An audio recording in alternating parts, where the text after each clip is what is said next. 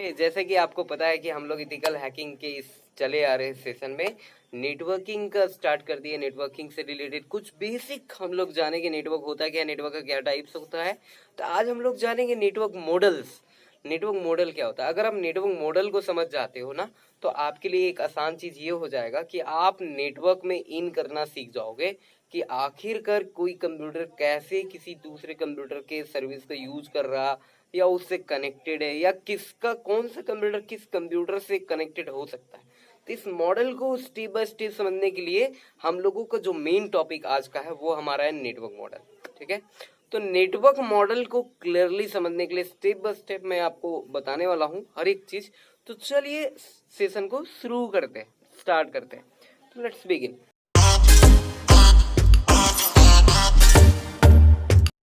तो network model में है क्या, जैसे आपको समझना ये है कि नेटवर्क मॉडल आखिरकार है क्या।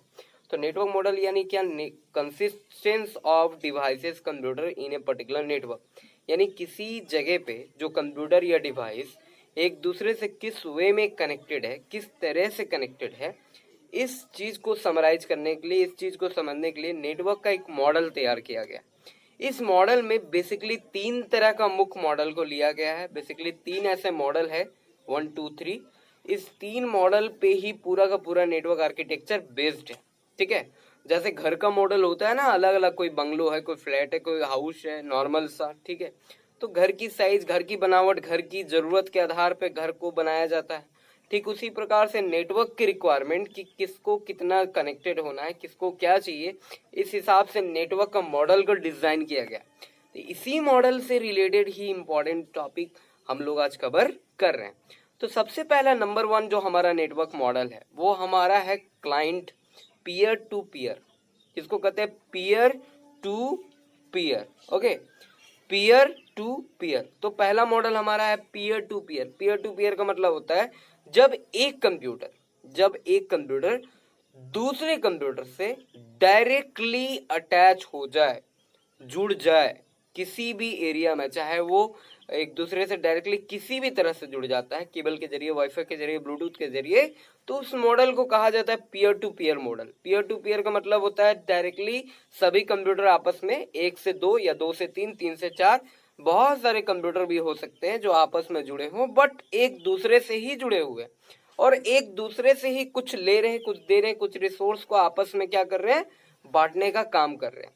तो इस मॉडल को कहा जाता है पीयर टू पीयर मॉडल। ठीक है, तो ये peer to peer model specially LAN centralize किया जाता है। जैसे कि मान लीजिए आपका एक साइबर कैफे है जहाँ पे 30 कंप्यूटर है, 30 कंप्यूटर को हम लोग आपस में जोड़ दिए हैं ताकि कोई भी कंप्यूटर से हम लोग कुछ भी डाटा ले सके, दे सके, कुछ भी किया जा सके। तो यहाँ पे ये साइबर कैफे का जो मॉडल है वो पीयर टू पीयर मॉडल में आता है।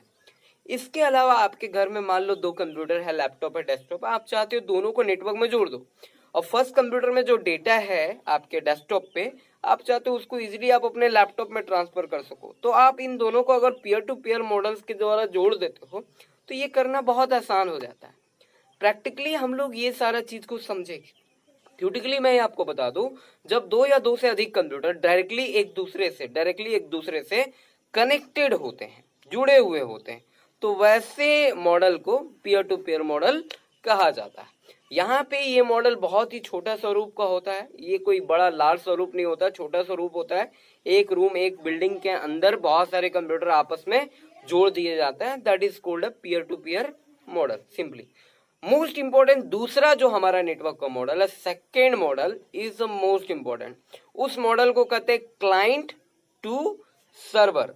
Client to server. ओके, तो क्लाइंट टू सर्वर मतलब जैसे यहाँ पे नाम से ही समझ में आ रहा कि एक क्लाइंट है देन सर्वर है।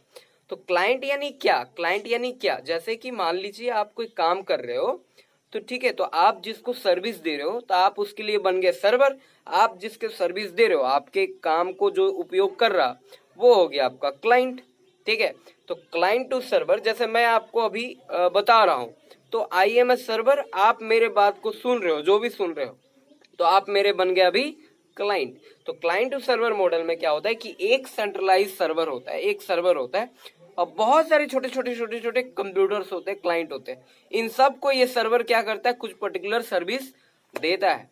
फॉर एग्जाम्पल आपने एक इंटरनेट सेटअप किया, एक साइबर कैफे बैठाया जहां पे एक कंप्यूटर ऐसा है जो सभी कंप्यूटर को कुछ दे रहा, क्या दे रहा, इंटरनेट दे रहा या कुछ फाइल्स दे रहा, या उसी कंप्यूटर को हर कोई यूज कर रहे हैं फाइल्स को रखने के लिए, डाउनलोड करने के लिए।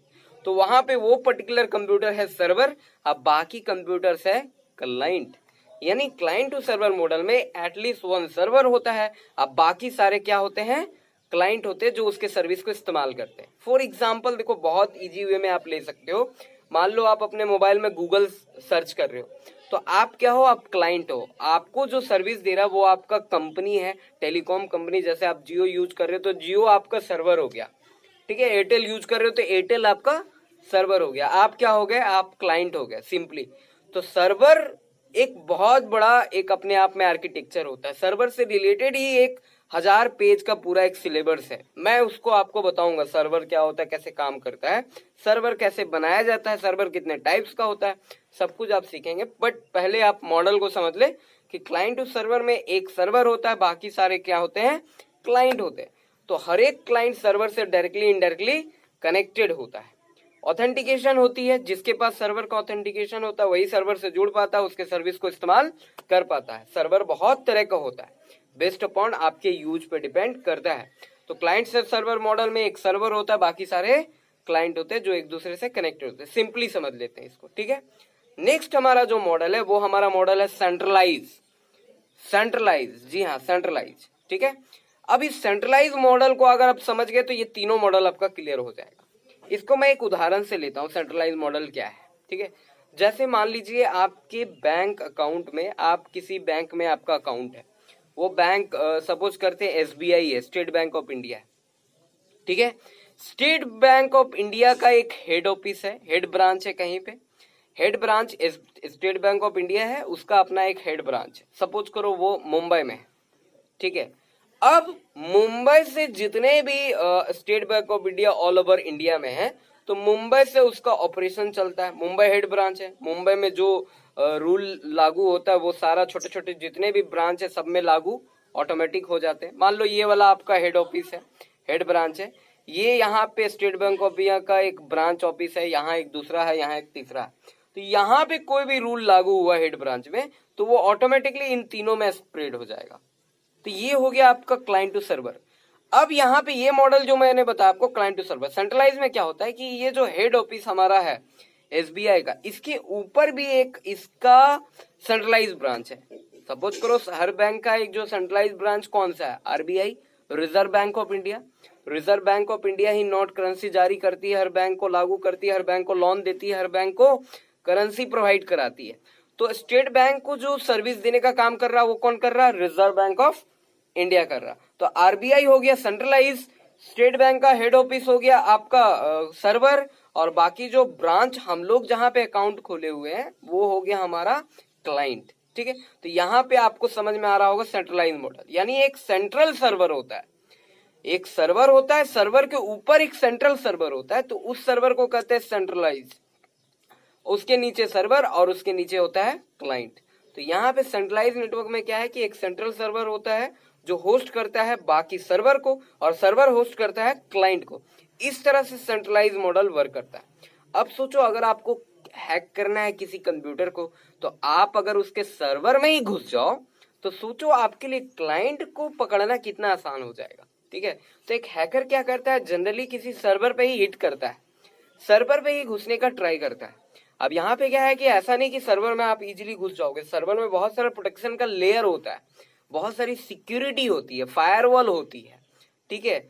बहुत सारा सिक्योरिटी का एक बाउंड्री होता है, वो बाउंड्री लेयर को step by step authentication protocol के द्वारा ब्रेक करते करते करते बहुत सारी लेयर को आप पार करोगे, तब जाकर के मेन सर्वर पे आप हिट कर पाओगे। देन अगर आपका सर्वर हिट हो जाता है देन क्लाइंट आपके लिए हिट करना बहुत आसान हो जाती है, ठीक है। तो वो सारी चीज को समझने के लिए पहले आपको ये समझना होगा कि कैसे सर्वर आपस में जुड़े हुए होते हैं, क्या वो तरीका है। तो जनरली इंटरनेट इसमें बहुत बड़ा योगदान देता है इन सब के कनेक्टिविटी के लिए, ठीक है। तो उम्मीद करता हूँ ये तीनों मॉडल आपको क्लियर हो गया। पहला मॉडल मैं समराइज कर दूं, पीयर टू पीयर, जहां पे एक कंप्यूटर दूसरे कंप्यूटर से डायरेक्टली कनेक्टेड हो। क्लाइंट टू सर्वर, जहां पे एक सर्वर हो बाकी सारा क्लाइंट हो। और सेंट्रलाइज जहां पे एक सेंट्रल कंप्यूटर हो, एक सर्वर हो, बाकी सारे उसके नीचे क्लाइंट हो, सभी आपस में कनेक्टेड होते हैं। तो वो हो गया हमारा सेंट्रलाइज नेटवर्क मॉडल। ठीक है, आगे इस सेशन में हम लोग जानेंगे कि कैसे ये मॉडल वर्क करता है, आपस में कैसे कनेक्टेड होते हैं। यहाँ पे आईपी एड्रेस का टर्म अब आने वाला, अब इंपॉर्टेंट टॉपिक अब जाकर के आपका शुरू होने वाली है। अभी तक बेसिक मैंने आपको नेटवर्क से रिलेटेड बताया। अच्छी लगी हो तो लाइक करो, शेयर करो, चाहे कोई और भी सीखे आपके साथ। सब्सक्राइब कर लो चैनल को अगर अभी तक नहीं किए हो।